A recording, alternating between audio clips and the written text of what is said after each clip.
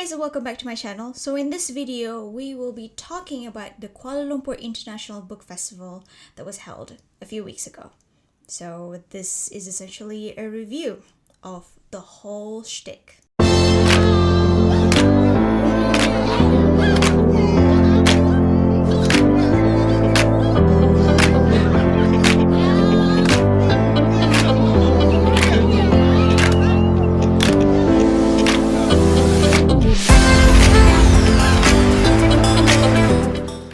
So KLIBF 2023 was held at PWTC from the 26th of May to the 4th of June, and it is the biggest book festival in the country. So I went there for like a few days for shopping, and I also took my mom there, and of course vlogging for this video, as well as supporting the people at Booktube Malaysia at their booth at Station Buku, which I will be talking about after this. Let me be real with you, this is actually my recent KLIBF since 2008. That's right. My last KLIBF was back when I was in school.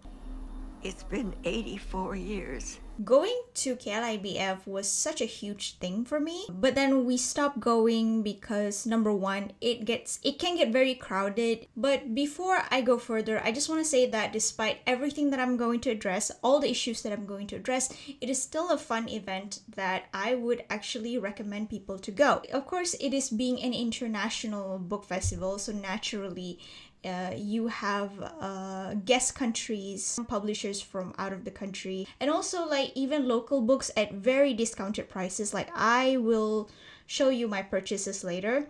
Surprisingly, for like in this year, there's a lot of trends on healing books. Healing books are like the most simplest way to say it, it's like rupee core style poetry. Basically, insta poetry books. Now, I have nothing against healing book, for sure. I actually enjoy them myself. However, the thing about some of these healing books is that they get so simple to the point where I don't think you need to publish them.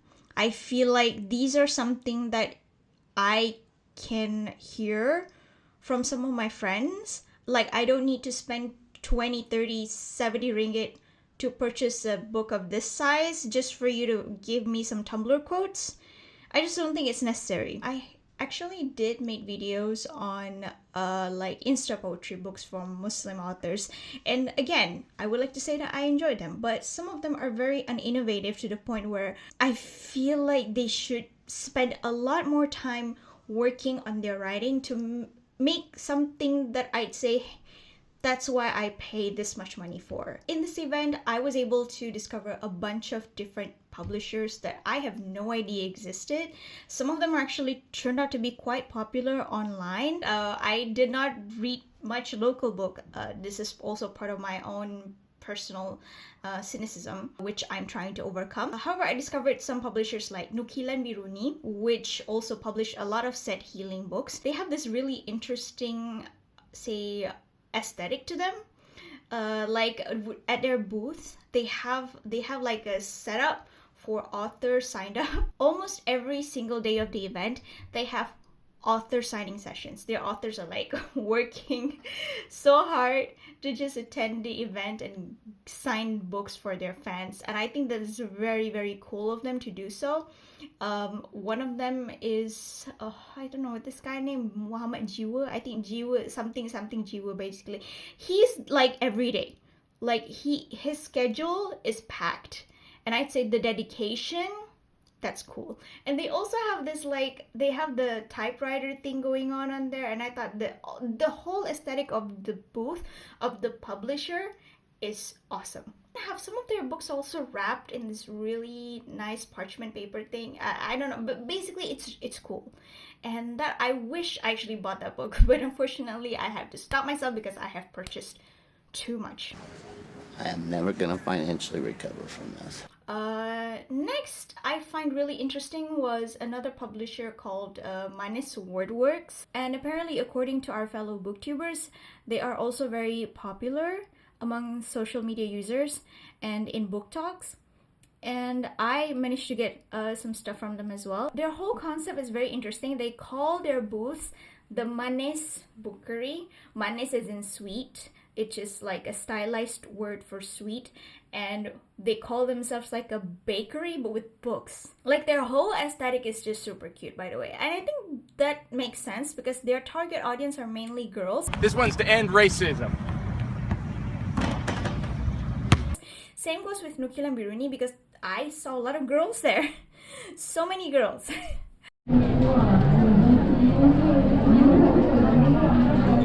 And of course, not forget to mention our BookTube Malaysia Society.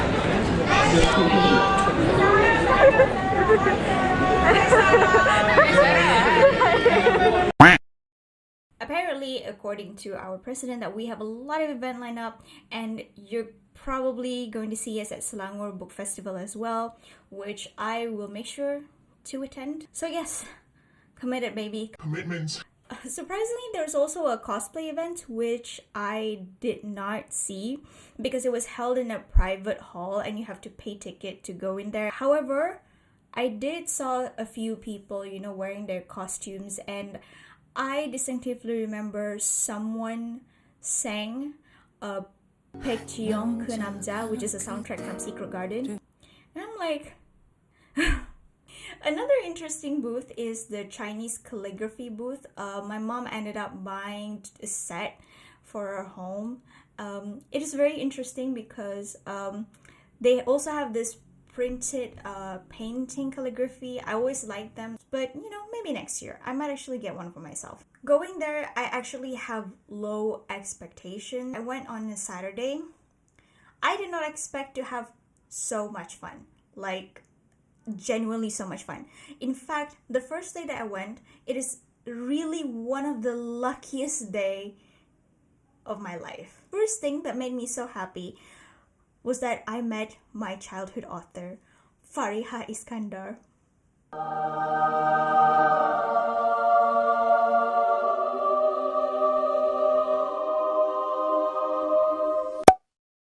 I was legit so happy. Fariha Iskandar, if you have no idea, or if you don't read her books, or if you're not Malaysia, Fariha Iskandar is the author of the Dear Yaya series, which I read when I was in school. It is easily one of the best YA books, I think, personally, published by a local author. And oh my god, it's like never in a million years would I thought I was meeting Fariha Iskandar. It was truly fate because I was walking past the section, popular bookstore section, and someone was like sitting there. I actually did not know how Fariha Iskandar looked like. So they were like sitting, oh, that's an author, but I don't know who that author is. But then like the announcer at the side was like, We have Fariha Iskandar. I was like, wait a minute, Fariha Iskandar? The name sounds familiar. It's the Fariha Iskandar, and I was like super duper happy that I was like, but wait, I have my Dear Yaya books at home, but it's all the way 80 kilometers away. I ended up buying new copies because my old copies are already worn out anyway. And apparently she also released a spin-off that I have no idea existed because I live in a cave apparently. And I also met another author, which is Audra Aziz. Nak sama dengan boyfriend I. Yeah. Which I have always been curious about her book because of one particular cover. In fact, by the time I finish recording this video, I have finished reading one. So, I'm going to read another one. Another one. I also met Ramli Awang Murshid, which I have referred to in my other previous videos as one of the most prolific authors in Malaysia. I don't know who to equate him. I'd say, do I call him the Malaysian Stephen King? But he also wrote spy thrillers, so I'd say he's Stephen King, but sometimes he's also Dan Brown. Another author that I met is also the daughter of our former Prime Minister, Marina Mahathir. She's there to sign her memoir. I've been trying to learn calligraphy. Because dulu my writing sebab selalu kan. Yeah. So I've been trying to do it and trying to slow down. I don't know when was the last time I actually handwrite anything.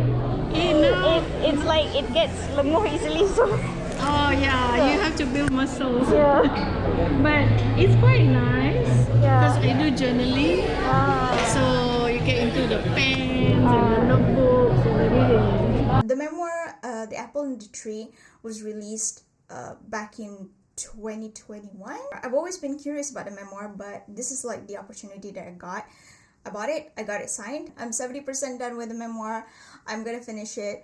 And I will review it on Goodreads. Another unexpected thing that happened to me when I came on Saturday was that I saw Nasir, which is like an iconic Malaysian singer.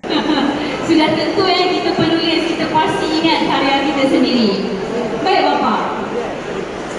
I actually kind of wished for him to perform one of his songs during the event, but no, he was there to support a fellow songwriter who published a book.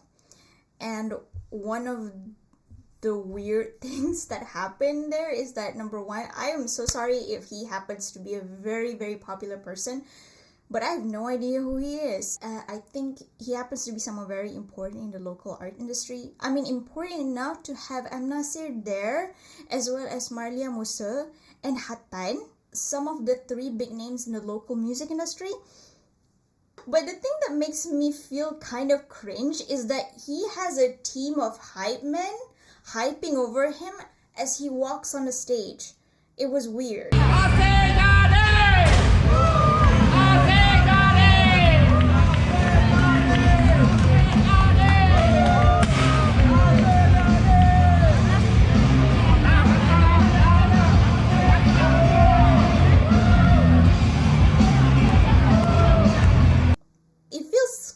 It feels like he's trying too hard to incite feelings.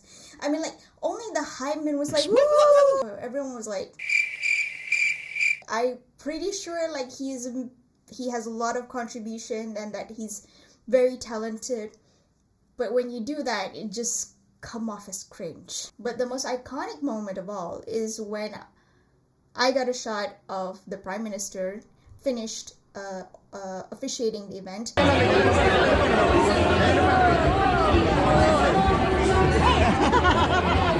As well as having his own mini concert as he exits the venue.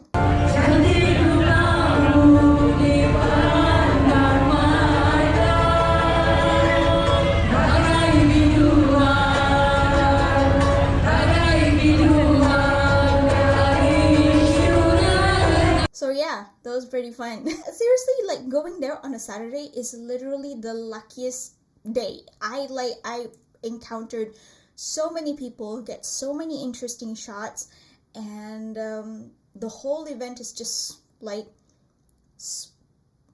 festive. It was a festive, okay? So let's talk about what I purchased on the event. Later. So we're gonna start with Penguin Random House, which I bought specifically because I want to meet Marina Mahathir. So I got 3 books from Penguin, and which is, of course, the memoir, which so far I'm reading this and it's excellent, extremely well written and very interesting considering like a bunch of the events that happened that she depicted in the book. I was a kid and I barely understand anything, but it's interesting to read them now as an adult. So yeah, as someone who is really not interested in politics, this gives me an image of what it's actually like. I'm not taking sides, political sides or whatever, but I do consider that some of the points that she put across as really valid for consideration. This is like a murder mystery that I pick up on a whim. Happens to be very interesting, and I read it in one sitting. So yeah. Also, I picked this up because I had a trip to Singapore 2 months ago. Yeah, interesting. And this one, it was simply out of curiosity as well as because I actually got to meet the author. As of recording this video, I finished reading this book the day before, and it is very heart-wrenching. It reminds me a little bit like The Rice Mother. It has a similar vibe. Not exactly the same writing style, but you know, because it's the vibe. It's the whole vibe. It's just similar to The Rice Mother. So a little bit of thought about Penguin Random House. I got this, all 3, for absolutely 0 discounts. If anything, this is the most expensive stuff that I bought from the Bookfest. In an event where a lot of publishers, a lot of booksellers, they're putting up discounts for 10, 20, 30, 40, 50, up to 70% discount, and y'all not giving any discounts. And let me tell you, the Penguin booth is basically ignored. However, they do give out these two. Now don't get me wrong, not that I don't appreciate the tote bag and the bookmark, but look at this tote bag.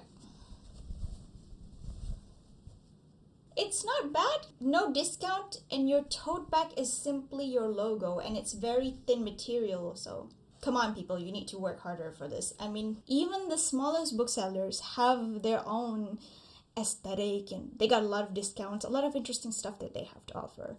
Penguin merely relies on their reputation, and don't get me wrong, they publish some really great stuff, but you have to know that that is the place where you want to attract new readers. You know, thank God for the purchases that I made, because I actually am very happy with the books because I like them so far. Next is my purchase from Popular Bookstore.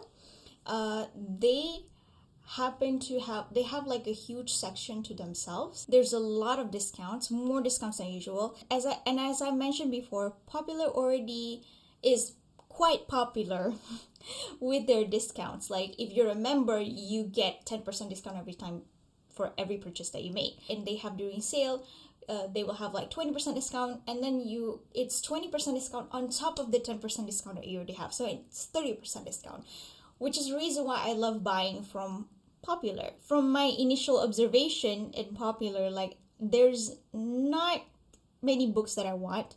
Actually, there was none at all until I saw Fariha Iskandar and Audra Aziz, which is the reason why I ended up buying this. Basically, I ended up buying every single Fariha Iskandar books that's available there, which is like I said, the Dear Yaya series that has been compiled into 2 books. And also the Dear Yaya books actually comes with this tote bags for Dear Yaya series. It's super cute and I really, really liked it. So yeah. Also by Audra Aziz. I am fangirling because number one, because when I picked this book up and I showed this to Ka Audra, she was so thrilled, she was so excited, and she told me like, yeah, I like this cover because he's so good looking, and I'm like, I agree. Oh my god! Wow! And I know I've made complaints before, but this one is actually valid because the hero of the book is actually a French dude. It suits the context. And I'm not mad. So yeah, I finished reading this one. I'm on my way to read this one. I don't know, maybe I might actually do a review of these two. So next I went to Nukilan Biruni, which I managed to get these healing books. And the interesting thing about Nukilan Biruni is that when you make a purchase, they will give you these cards. I don't know what cards this is. I think this is like a motivational card thing. I got 3 of them. And then I got this. Apparently this is from this author, which happens to be there when I bought the books. I just bought her books as well and got my book signed. And she has this, it's like a message kind of thing. And I thought, like I said, the whole aesthetic of Nukilan Biruni is so interesting to me that I just feel like it's borderline genius. Like the whole aesthetic is so cool. I mean, maybe some people say, oh, it's just fluff, there's nothing there, but you know, it makes people happy. And I'd say just because they come up with it, I think they deserve all the credit because this is so cool. They come in this box. This is a box, and so they are covered in this. Like this is a guide for their TikTok shop, and as well as another card. But I also want to bring attention to this. This was actually written by NF Afrina, and if that name sounds familiar, then maybe you have watched my review on The Accidental Malay, because she wrote the review of The Accidental Malay on Goodreads, ones that really, really addresses what is truly wrong with The Accidental Malay. And apparently, I just found out she's actually an author for Nukilan Biruni, and she actually was there. It's just that I couldn't make it to her signing session. But anyway, yeah, I'm excited to check out her books though, because I find her short story compilation very interesting. It has this poetic sense to it. I have some problems that I want to talk about, but I'll probably tell it on Goodreads anyway. But so far it has been great. And she has another book which I did not purchase at that time because I was trying to keep myself restrained. Next is from Gerak Budaya, which I got only one. I bought this book because this book was edited by Sharifah Aisyah Osman, which is actually one of my former professors at University of Malaya. Even though I ended up not finishing my studies there, I did attended a few of her class and I did ended up like having fun. This is actually an anthology of stories, a retelling of like folk tales and everything. One of the author who wrote the modified version of these folk tales is actually one of my former supervisor. I don't know how to face her because I did not finish my thesis and I did not finish my postgraduate studies, and I'm just like, I actually finished reading this and I truly enjoyed the retellings. Some of them were very fascinating. I agree with some retellings, I also disagree with some of them, but overall it is a very enjoyable read and definitely well written as well. But I couldn't make it during the signing event because I thought it was actually in the evening, but when I look at the schedule it's actually in the morning and I was still asleep. So I also went to Manis Wordworks, and of course I actually got myself a reading journal, but I think I left it at my mom's house. But it's a reading journal that I have every intention to use next year, as well as this beautiful tote bags, Manis, that like macam awak, like you, like me, sweet, pretty, nice. So that's what it means. When you already buy a tote bag, they also give you like this green bag.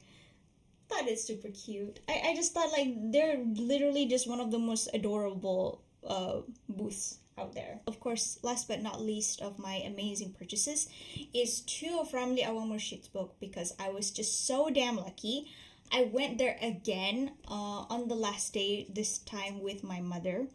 And surprise, surprise, Ramli Awang Murshid was there. One of the most prolific author in the country was there. And I did not bring my Ramli Awang Murshid book. So I immediately bought like stuff from him that I haven't read yet. And I got these two signed. And I'm like, it was so worth it. The line was long though. Which brings me to another point, by the way. Karangcraft, don't you care about your published author? I don't know about you, but some of the small things really irks me. And I just happened to finish reading this from Ramli Awang Murshid when I realized that this bio data is so outdated, like it belongs 19 years ago or something. Let me read, okay? So it talks about his education, like his upbringing or something. But then it says here, until today, Ramli has written 9 novels. Mind you, he has read close to 20. In fact, I think more. And also, right now, Ramli is finishing his latest novel, which is Tombiro Terakhir, out for publishing in 2004. So it means this biodata is possibly back in 2003 or 2002. He looks pretty young in this image. I don't mind about that, because even with Stephanie Meyer, even when I bought Twilight and I saw Stephanie Meyer's picture, of course, like they use a significantly younger image of her. But her biography is very generic. Like you can't tell, like it is very recyclable and reusable for any iteration. Like they don't even have to update it. But in this case, they are so specific about it that you can tell when nobody bothers checking. So yeah, he has published a lot of novels and you're still hung up at 4. I also saw some typos. Like, I don't know. This is a picture of the typo that I found. And it is not even a typo. They actually repeated one paragraph 3 times. How can you not notice this? I don't know. It's these kind of thing that really irks me, because I never experience it with international publishing. And maybe you're gonna feel like I'm nitpicking or something, but that's not a good sign of QC. someone is not doing their job. A lot of the author's biography that I read are very generic, so that you can recycle it again. And again, I would like to reiterate, this is one of their most prolific author. Next up, Haura. Of course, I'm gonna read it as well. So yeah, excited.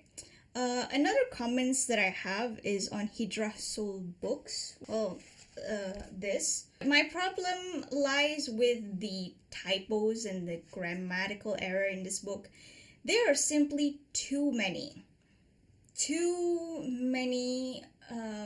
by the standards of traditional published books. And I certainly hope that you improve, because again, like I would like to say, if you're a traditionally published author, one typo is fine, two is might be okay, but the moment when I see 3, 4, 5, someone's not doing their job. So that's my complaint on this book. Is it the best healing book that I've ever read in my entire life? Unfortunately not. But I would like to say I really like the aesthetic. So now let's talk about the real review of this event. First of all, I would like to say that this event is indeed very, very festive. It is very worth it, and there's a lot of author meet and greet scheduled if you want to get your book signed. There's also a lot of food, so you don't have to worry. You can have options of food outside the venue. They have a lot of food trucks, as well as inside, because they have like a cafe as well as a food section by said cafe on a different floor. And their food is actually quite nice. I actually had the nasi campur and nasi goreng there with my mom. My mom actually liked it, and the price is actually not bad. The event is honestly quite organized. There's like a specific theme for each section, although they tend to get mixed up due to the fact that, you know, some genres have more booths, more publishers, so they tend to overlap. I would advise, like, if you go there, you just make a one round just to get an idea of the lay of the land, and then you make your move, and then you plan where do you want to go. Otherwise you will get lost, and you know, on top of carrying a lot of books. There are a bunch of choices of publisher, the big, the small, the old and the new publisher, and with the interesting themes like I mentioned with Nukilan Biruni and the Manes Wordworks, and of course with the interesting aesthetic. I think you actually will enjoy getting to know them, and I wouldn't be surprised if in 2024 there's a new publisher popping up, and I'm also excited to get to know them. So now let's talk about the cons. There are some things that I am not a fan of. Number one, despite its being called Kuala Lumpur International Book Festival, it is not the most diverse event. And don't get me wrong, when I heard the name International Book Fest, I'm kind of expecting it to follow through with the branding. And in this case, it's not really international. I mean, it's mostly Malaysian publisher, aside from like a few international booths there. I mean, among them is the Chinese calligraphy booth that I liked. I think I noticed a booth from Turkey. Again, like, it's not diverse. We weren't expecting like giants in the book industry like Simon & Schuster or Scholastic or something. We're like expecting like from our neighboring countries, like within Asia, like Gramedia, or from Singapore like Epigram, or as I heard from my colleagues, she said like Ethos. So it's a bit of a letdown. My guess is the reason for the lack of international booth is because of the lack of exposure, I guess, which also like brings to my other point, which is that some booths have either very poor marketing or is just very, very sad, especially booths that are educational booths. But I can't say that as well, because when you go to the Islamic section, the Islamic floor, it was very crowded. Like, some of the booths on that floor are very good at marketing their stuff. So they have like talks, they have forums there in the middle, and it was so loud. It was like a lot of people and a lot of things going on there. So yes, they have initiative. Because if you want to say like people don't want to read educational motivational books, you can't really say the same for the people on the Islamic/education floors, because there's a lot of people there. A lot of people also buying books there. And granted, maybe those are the people that are buying books for their children. But the biggest cons in this entire event is their incomplete website. Even to this day, all the events that I mentioned prior that I come across, it was all based on luck. I want to go to the book fest primarily because I wanted to get my book signed. So, of course, like, the website isn't updated until like I think 2 to 3 days prior. I went to the list of the meet and greet session for authors as well as for book talks. And I thought, oh, this is the only lineup you have. I wasn't even mad because I thought that's it. That was the expectation, because my expectation was actually lower. But, you know, I was fine with the listing. It was until I went there on that Saturday, I did not expect to meet Fariha Iskandar at all. Because I only found out that day that she was going to be there. Like I said, it was only when I come across the popular booth that I realized that she was there. Otherwise, I really have no idea. Because apparently, Popular Bookstore did not update their event listing, their book talk listing on the website. They updated, they have like a huge banner outside the hall, and it's like, hey, we have this, you can look at this. Or maybe they update it on their social media, but either way, they don't update it on the website. Same goes with Nukilan Biruni. Nukilan Biruni only update their author meet and greet on their Instagram. And I'm like, and they have it every day. Like I said, I have no idea who Nukilan Biruni is, like, prior to this event. So, number one, I think they should have updated on the website because they are still a relatively small publisher. So if they update it on the website, it will get people to know, like, who is this Nukilan Biruni? And like, oh, they have this event on the day that I will go there. Maybe I would actually go to their booth. Apparently there was a bunch of authors events happening also at other booths, but no one updated on the website. It's either the person managing the website wasn't able to chase for more info from these publishers, or these publishers just don't care. Only if you're a fan of these publishers, so you just go straight away to their website or their social media. But then again, the reason why you have that section on the KLIBF website is so that they can look at this one huge list, and if they get curious, they actually know where to go. They might actually start Googling your author's name, what your books, your publication, where you are located in said venue. That's what the page is for. But the page itself is incomplete. And then the map is very confusing as well. And this is coming from a person with a really terrible sense of direction. Like, all those what ifs just boggling down my mind because of all of these inefficiencies. Next is some of the recommendations and tips. These are some of the things that I generally hope would not, well, I don't expect it to not occur at all, but at the very least lessen. So, number one, parents, please watch your kids. There are so many announcements of parents losing their kids in the event. The event is very crowded. There's like so many people. Might I suggest for the organizers to have like a leash? I think Sunway Pyramid has it. Also, as well as a temporary phone number tattoo.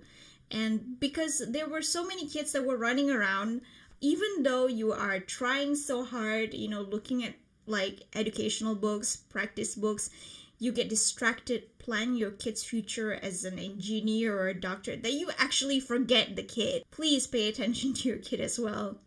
Next is for people, please walk faster and stop floundering. I find it super annoying. Like, if you are confused about your directions, please go to the side of the path and get your bearings. Look for directions. Don't stop in the middle of the road while people are rushing. As a person who walks fast, I hate slow walkers. I genuinely do. They are like one of the most frustrating things in life. Like, there are so many people in the event. It is so congested. Must you choose to suddenly stop in the middle of the path just so you could See, am I going the right way? Also, it is recommended for you to bring a luggage and be more eco-friendly because you're gonna bring back a lot of books and they are heavy, and a tote bag, as cute as they are, they're not practical. And also, I would like to say that if you want easy parking, do come early. If the event starts at 10, you arrive at 9 or 8 or something, just so you can get a good parking spot inside PWTC. But if you somehow missed that chance, you can park outside. However, those are like open air parking space. It is of course recommended to use public transport, but if you're driving, find a decent place to park your car because you're going to spend long hours there. I would advise, if you want to park at PWTC, do arrive super early.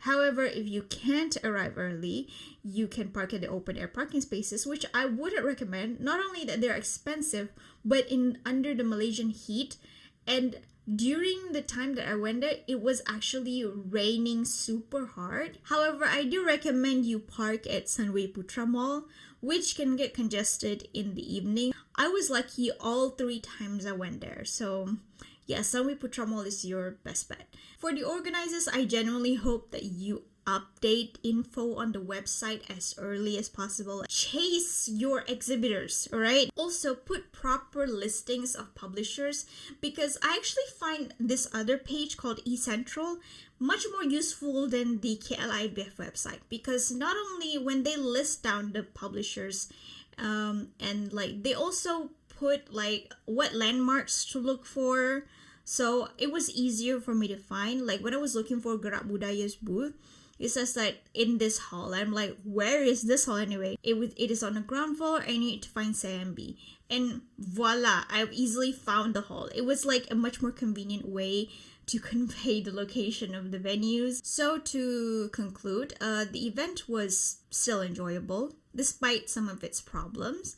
I was able to get good purchases from them. Consider my feedback as improvements for the future. So yeah, but I'm also excited for the Selangor Book Fest as well. So do come there and support BookTube Malaysia, as well as your favorite authors and your favorite publishers. Also, let me know what you think about KLIBF. Have you been there? Do you have any troubles? Do you agree with what I said, or do you disagree? What books did you buy? And what were the best moments that you experienced there? So yeah, thank you guys so much for watching, and I will see you guys in the next one. Bye bye.